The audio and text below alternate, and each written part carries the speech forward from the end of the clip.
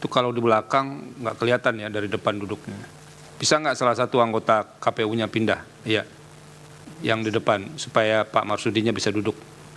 Nah, kuat Pak, Ya, Pak. Nanti kuat. jangan-jangan lebih awal buka puasa nanti. Kan 2019 yang lalu kan saya cerita, saya ini praktik tai chi tiap hari, Iya. mungkin masih ingat Ini ya. dulu kan bukan bulan puasa, Prof. Sama aja, Ya. tiap minggu juga puasa. Oke, kok. terima kasih kalau bersedia. Silahkan dari termohon mendalami ahlinya.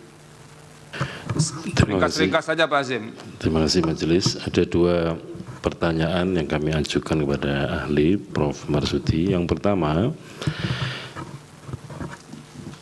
di publik dan juga kemudian diungkapkan dalam persidangan ini, saksi yang diajukan oleh pasangan calon nomor 3, sebagaimana yang kemarin menyampaikan keterangan di sini, itu dalam analisisnya terhadap apa-apa yang ada di dalam Sirekap itu menyatakan bahwa dalam beberapa waktu tertentu ketika KPU tidak menampilkan pie chart atau hasil pembacaan UCR itu dengan penjelasan bahwa sedang dilakukan koreksi, ternyata menurut saksi tersebut bahwa polanya kok sama ya perolehan suara maupun persentasenya.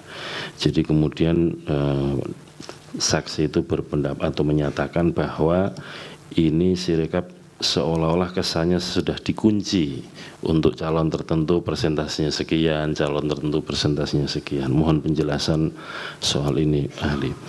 Nah yang kedua,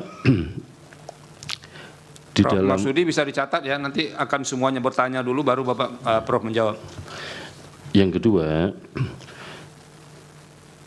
sebagaimana tadi dijelaskan oleh ahli bahwa salah satu hal yang berpengaruh terhadap hasil pembacaan data atau hasil foto form C hasil plano yang kemudian diunggah ke tampilan publik Sirekap dalam info pemilu itu adalah faktor kualitas penulisan di dalam formulir tersebut.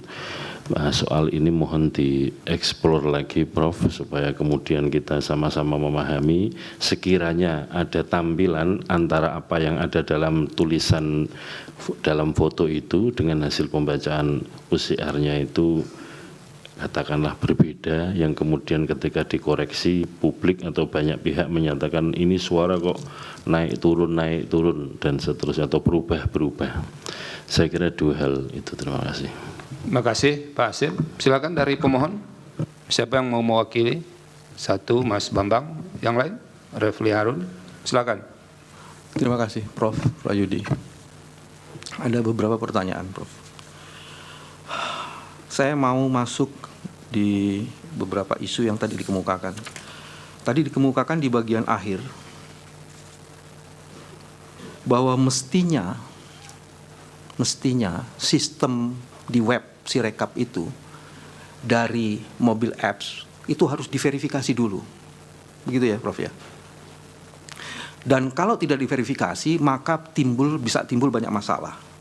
Terus Prof tadi mengatakan bahwa itu sebabnya untuk tahun mendatang perlu ada verifikasi. Saya berangkat dari pernyataan itu. Apakah dengan begitu dapat diberikan pandangan Sirekap ini bermasalah karena tidak ada sistem yang verifikasi itu? Satu. Kalau kemudian Sirekap ini dikonfirmasi, saya bisa tampilkan beberapa slide yang ahli kami kemukakan untuk dikonfirmasi kepada ahli ini. Silakan. Tolong di slide nomor 12. Bisa. Sambil menunggu itu saya mau mengatakan begini. Di slide yang akan saya tunjukkan nanti, ada begitu banyak TPS yang jumlah pemilihnya melebihi batas maksimal DPT. Padahal maksimal DPT-nya per TPS adalah 300. Kalau ada informasi kayak ini dan ribuan, puluhan ribu, bahkan ada ratusan ribu seperti ini, puluhan ribu yang tercatat di sini, apakah itu tidak cukup untuk dijadikan dasar untuk sampai pada kesimpulan ada fraud di situ? Itu kedua.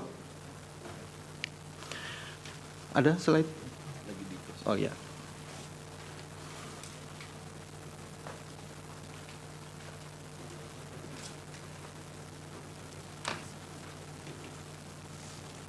Bisa.